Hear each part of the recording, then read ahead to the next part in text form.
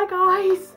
Wow, where is October going? I don't know about you, but for me it is just whizzing past and I can't believe that Halloween is next week. But anyway, I hope you've all been having a really good week, and I wanted to say thank you actually for everyone's comments from last week regarding the money issue because I recorded that video and I spent a little while deliberating whether to actually upload that video or whether to scrap it and start again, or whether just to get rid of the whole money section altogether, because as I said in that video, money can be a very taboo subject and I was really worried how that was going to come across. But anyway, I'm really pleased that it's kind of came across as intended,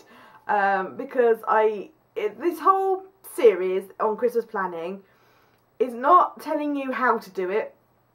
I'm not a planning guru. It's just how I do things, and I just wanted to share how I'm planning, not on how you should plan. And if that's inspirational for you, then that's really fab as far as I'm concerned, or if you can take something from it that might jog your planning, then that's great. But it's really just sharing with you guys how I plan for Christmas, and if you want to join along and kind of plan in the same way, then that's, really great. So the finance and budgeting video was, I'm not a finance guru, I'm not a planning guru, I'm just little old me planning for Christmas. So I'm really grateful for all your kind comments about that video, so thank you very, very much. And I'm trying to create inserts for you guys for each week. As you know, some weeks there are more than others because it just fits. Kind of unfortunately, I did already have the Christmas planning inserts in my shop, so it would be unfair for the people who've already bought those for me to offer those for you guys as a freebie. So that's why I'm trying to develop new ones, or like additional inserts to go with this planning series. So I hope you've been liking those. As I said, this week I wanted to talk about food, and I also want to talk about guests. Now, actually, the same with everything during this October series is that it's a bit chicken and egg, and I wasn't really sure which one goes before the other. Does money come before planning for food? Does food come before money? And house guests come before, all of that kind of stuff. So it's been really difficult to try and work out what order to do things in. But this is the order that it's going in. So food is a major part of Christmas for me. It's no secret that I like my food. I mean, look at my chubby chops. I like my food. So yeah, Christmas, I love to bake, I love to do festive baking, and I love to eat. And I think food is a major, major part of most people's Christmases. So obviously that plays a really big thing, and I like to be able to take some time to bake things that I wouldn't normally bake, just because I really enjoy doing it. So food plays a massive element. And then obviously you've got friends and relatives that you see, and you usually get together and have meals and all that kind of thing. So that's a massive, massive part for me, food. Also guests staying. Now, I've put off this one for a bit because my Christmas this year is going to be very different to normal Christmases. My parents are emigrating, so they're not going to be here. They're leaving in 2 weeks' time, and our friends are kind of all over the place at the moment, and they're travelling to see their relatives. We were possibly going to have friends up to stay with us, but now they think that they might have to spend time with their relatives. So it's going to be a very quiet Christmas potentially, because I don't have any brothers and sisters. I'm an only child. John's brothers and sisters are going off to see their in-laws for Christmas. So it's going to be a very quiet, strange Christmas. I mean, last year was a really quiet Christmas for us as well. So, yeah, our friends were coming to stay and now they're probably not. So, I don't know. But anyway, I'm going to sort of plan for if they are coming, and then I can just scrap it if they're not, if that makes sense. Very complicated. But yeah, so let's start with food. Food. Oh, it makes me excited just thinking of Christmas baking and mince pies and all of that kind of stuff. So yes, food. Where to start then? So I start with the basics, and the basics for me are presuming that we're going to be here on Christmas Day and, you know, over Christmas. So I start with looking at, because we have a 3-day celebration here. We've got Christmas Eve, Christmas Day and Boxing Day. So 3 days to kind of cater for, you know, a special food meal kind of way. Because during those 3 days we don't just eat normal meals, we have Christmas food. So what I start by doing is, or what I have done in previous years, is have, like, certainly for Christmas Day, because our food on Christmas Day doesn't change, so I like to write it all down. I start with the crux of basically meal planning for what we're going to eat on Christmas. So I start with the main event, so the main meal on Christmas Day. So for us that consists of things like roast potatoes, roast parsnips, roast carrots, Yorkshire puddings, stuffing, and then the main thing, we're vegetarian, so probably a nut roast or a pie or something like that.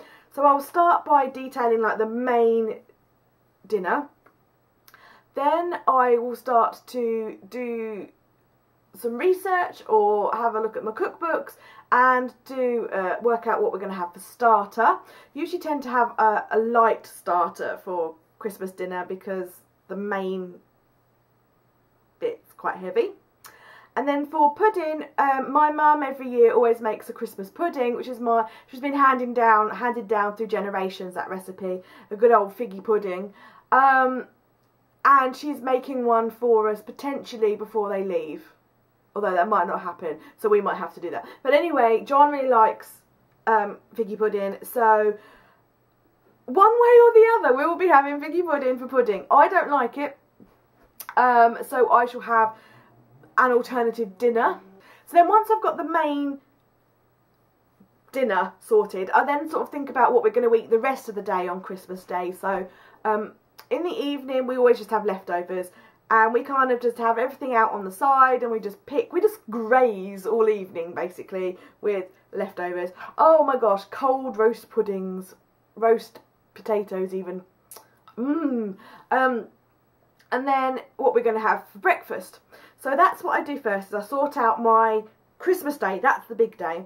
Boxing Day is usually leftovers, but Boxing Day we usually go visiting to other people's, so I don't tend to worry about Boxing Day too much.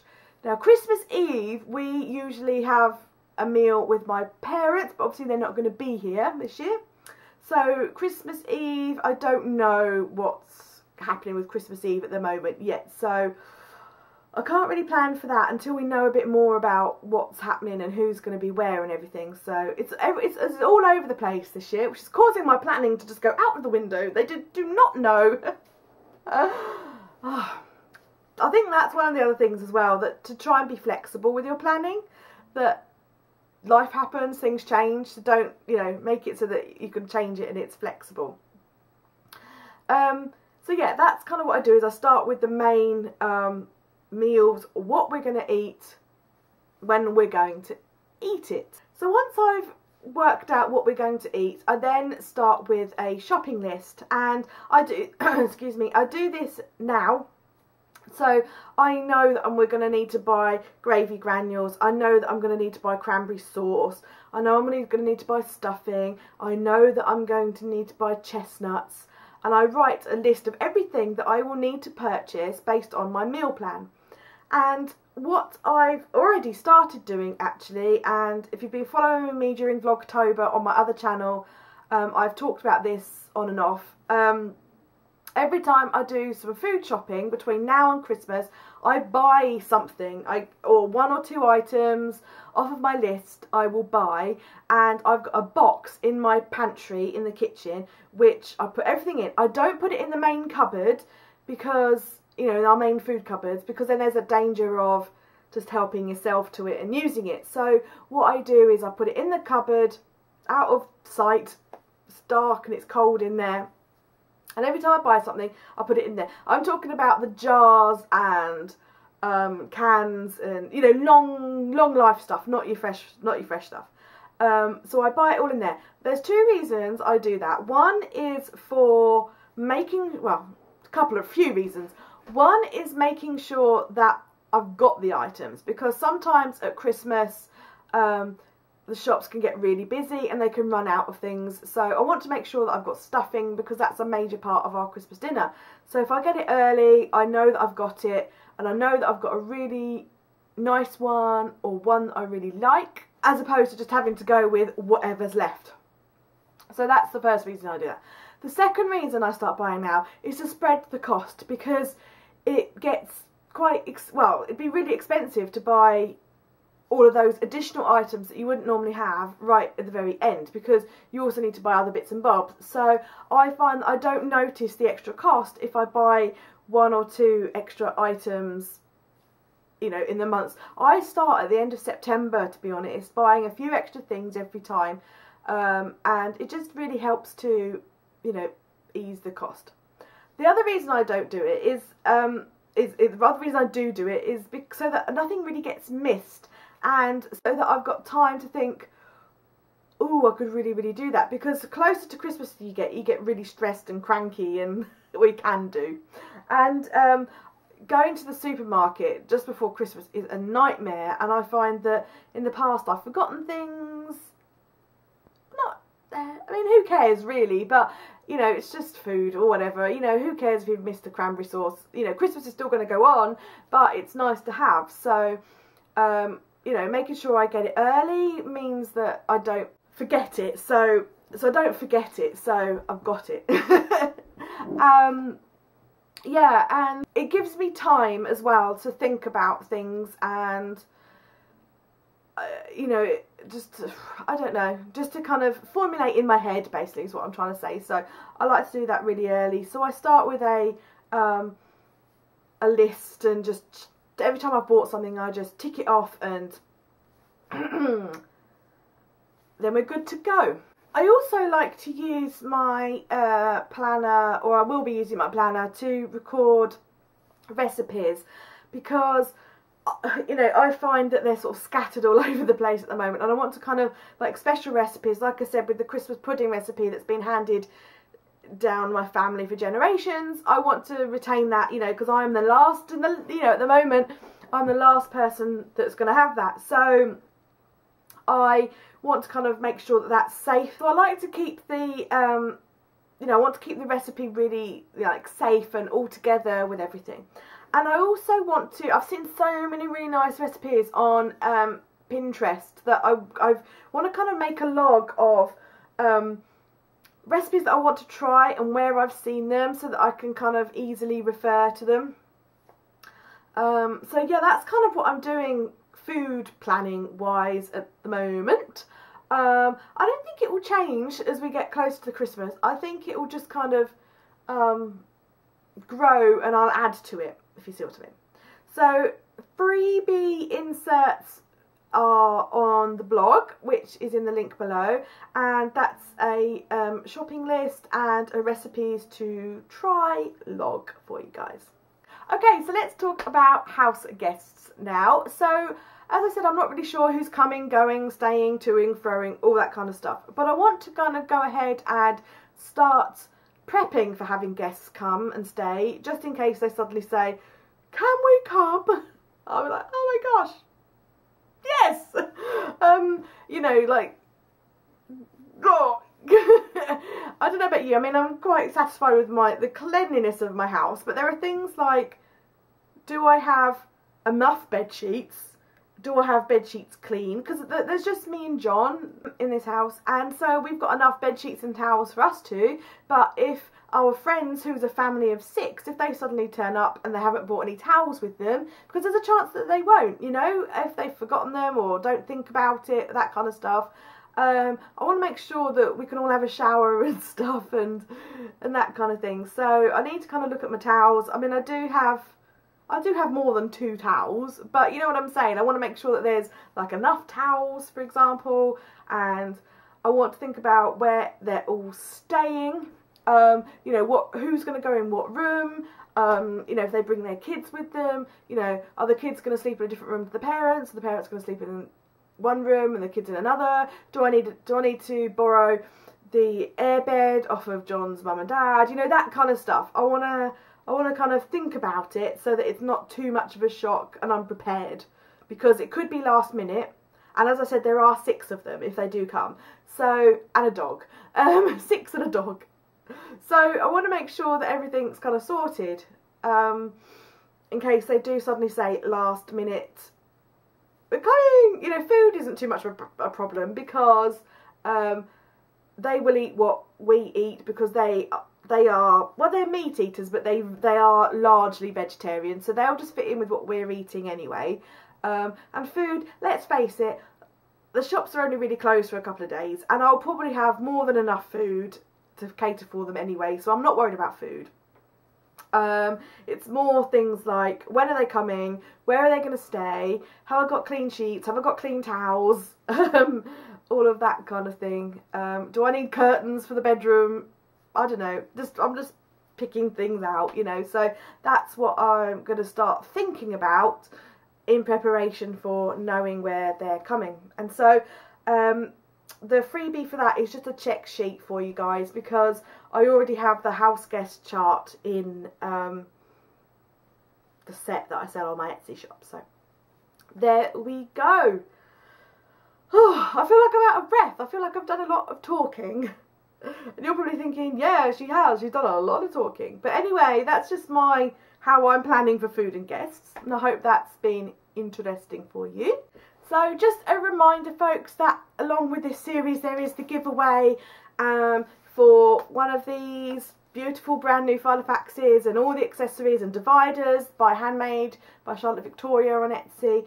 They're all available as a prize. There's 3 prizes on the blog, so if you haven't entered already, check out the corresponding blog post and enter. The link is below.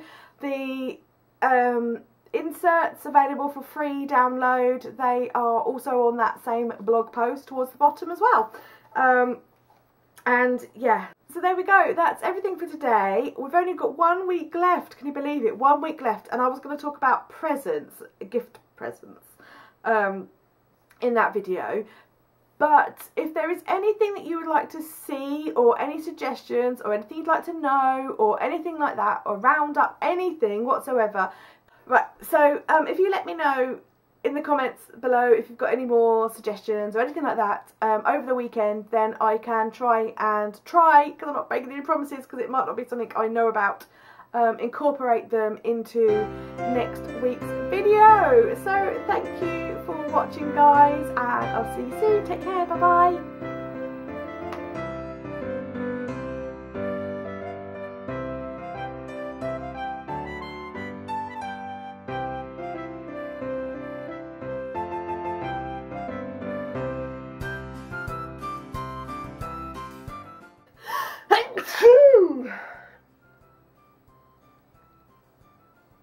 Well, that sprung up on me.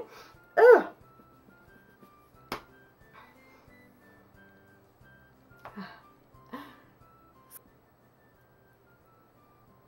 Friday videos. Blah blah blah blah blah blah blah blah blah blah blah.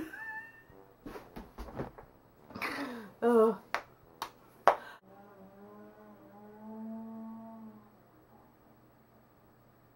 Why, whenever I record a video, do the neighbours start doing stuff in their garden? Oh. Okay. Yes.